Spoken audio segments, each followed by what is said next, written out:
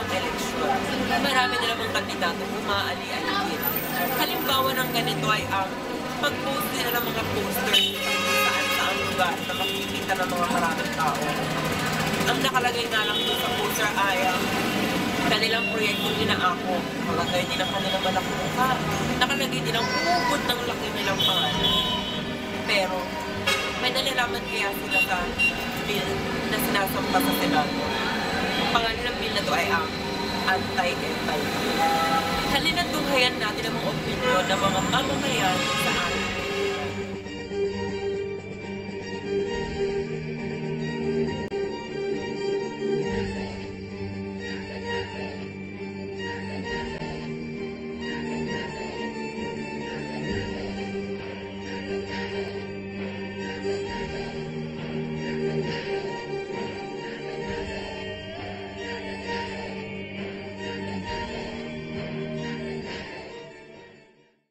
Kuya, alam niyo po ba yung anti-epal bill? Hindi. Yes, I know. Hindi. Oo naman. Karamihan sa mga sumagot ay oo. Pero para sa mga hindi nakakaalam, ano nga ba ang anti-epal bill o Anti-Signage of Public Works Act?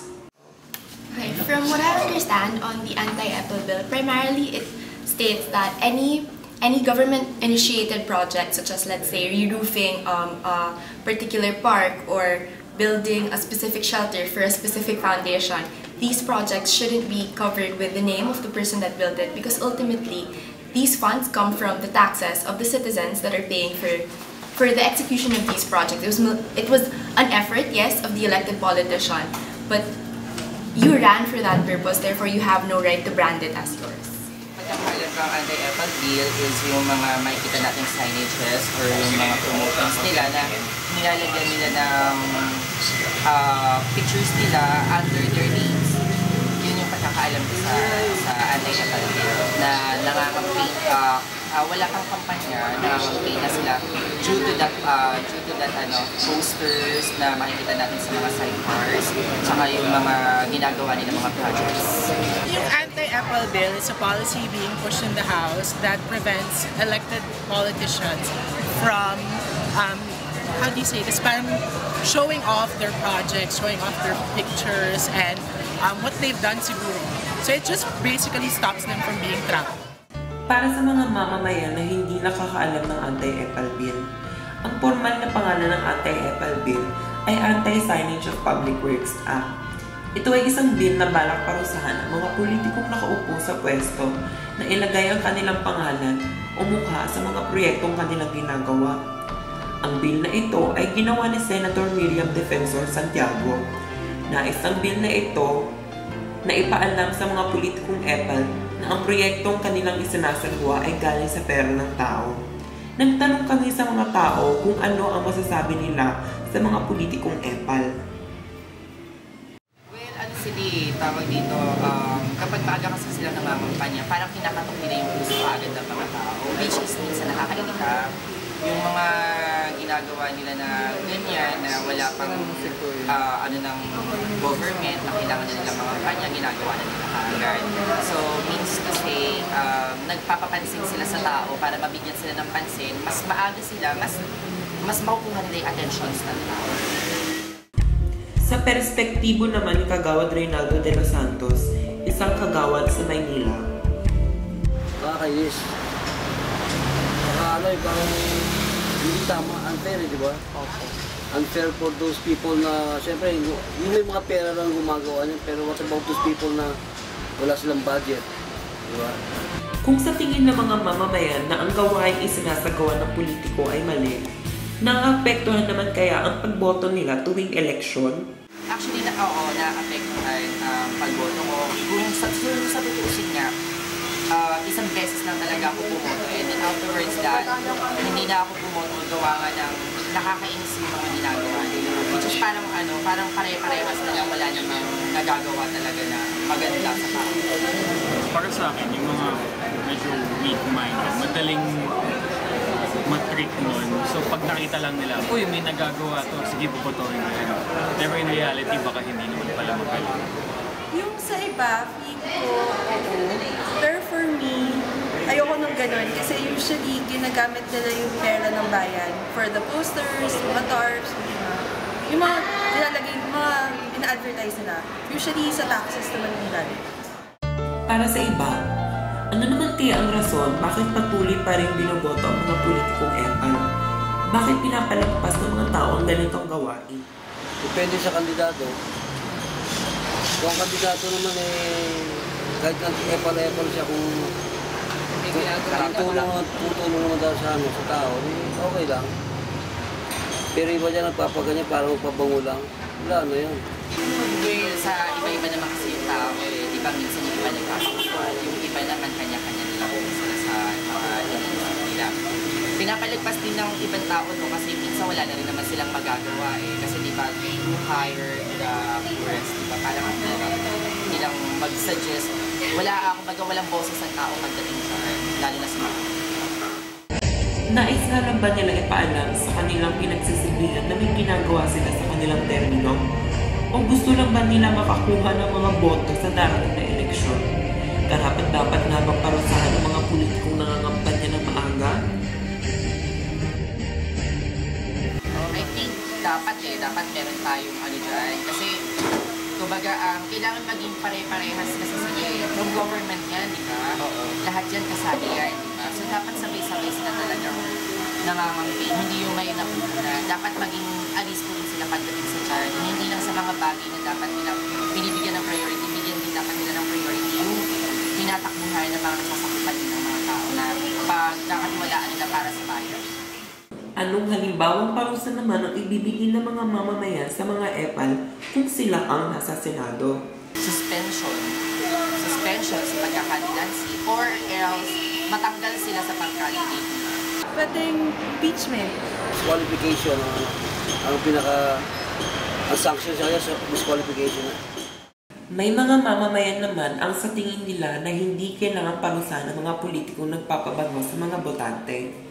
It's not about punishing them, it's about making them understand that campaigns shouldn't be the way they're doing it. Parang a campaign, parang siguro it's something that they should learn about, na they should really transform how they do things. Kasi sila din yung nawawalan ng hindi naman nawawalan ng boto, pero sila din yung nawawalan ng opportunity to be able to present their platform. And nawawalan din yung mga botante kasi wala sila nakukuha sa mga campaign, sa mga kampanya. Puro na lang mukha nila, puro na lang pangalan nila. Yun yung nakuha nila. So I think yun yung kultura na kailangan natin baguhin. As long as after na dapat nililinis nila yung mga pinupost nila. Kasi ang pangit Ang short term kasi nang paparusahan mo yung elected official kasi it means bawat elected official pwede mong parusahan. I think if the government wants to address the anti-epal bill on a longer term, I think they should focus and invest more in educating the electorate. Diba? I-educate mo na lang yung voters na hindi porket may poster, yun na talaga yun. Instead of punishing the elected officials. So I think it's okay to punish them, but it's not long term to punish them. Yung parusahan kapag sa buhay, siguro, na tell them to stop. Pero for me as a voter, actually kasi nakaka-irritate, so maybe I won't vote for them. if I see their faces a lot. I think that although punishment is a step that we're taking now, it shouldn't be the primary goal of the culture we're trying to breed. We should go for prevention rather than cure. So instead of allowing them to be elected to begin with, people who will inculcate this culture further in the mindset of those who are voting, let's develop a more politically mature environment where we really do vote based on ideas, not on personality and paraphernalia. Sa perspektibo naman ng isang international student na nagbigay ng posibleng paraan upang masolusyonan ang problema sa pagpangalan ng isang proyekto. So in Korea, we put the names of some people who made great achievements in the history. So it is based on the respect to them. But in the contrast, here in the Philippines, there's the bill that politicians, they put their name or their pictures or posters like that after constructing road or other things they did. So I think the people usually do not agree with this bill because most of politicians were not based on the respect. So in my opinion, it is better to choose the name for the road or other things from each characteristic like historical issues or historical person who gained respect from the public. Ano kaya ang magiging epekto kapag naipasa na ang bill na ito? I think nakakapag siya, mas ginagawa niyang matalino yung mga botante. Siguro dati yung mindset ng mga botante is kung sino lang yung pinakakilala nila, yun na yung boboto nila. So ngayon, with the anti-epal bill, siguro napapaisip sila na tama nga naman na hindi basta-basta kailangan bumoto kung sino yung popular, kung sino yung pinakamalaking mukha sa poster. It's all about kung ano nga yung stand nila, kung ano yung mga pinapatakbo nila. Yun yung mga yun yung apekto sa tingin ko sa mga botante. I think that by implementing the bill, we'll develop a more politically mature environment because primarily it becomes about the idea that people represent rather than their faces all over that allows people to recall what they've done, even if it is really what they've done through the taxes that citizens paid to them. This will not actually, for me, this will not really affect it that much because of course our politicians will find a way around it again. But this is a start to combating the lack of parity between those who are incumbent in their positions and those who are just starting to their own political careers. Well, I think it's good to an extent, but we need to delineate the right of information to the people. So how do you inform now the people of the project, the current head? I think there's a need to reconcile it. So you can do it by incorporating it to FOI. There's a standard format. Perhaps when the Freedom of Information Bill is released, there should be a standard format from the government showing that what projects were attained by a certain congressman or mayor. And so you know if he really did the project or not. But I think it's up to the executive branch and the legislative to do that. Second is, there's also the freedom of expression, and it might hamper it. But I think the needs of the nation for the elections needs to be more voter-oriented, and people need to be educated properly. And I don't think that biased education by this politician is proper. So there needs to be a independent body, perhaps the public, could show that these are the projects that were made, and it's not up to the congressman to show what they did and plaster their faces all over.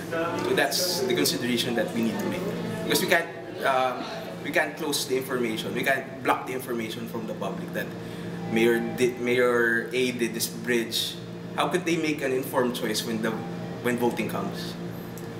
As for the punishment, my personal view is this law should not actually be punishing epals because of the fact that they are plastering their faces. But I believe what this law should be punishing is the fact that they're plastering their faces at the cost of the government's money.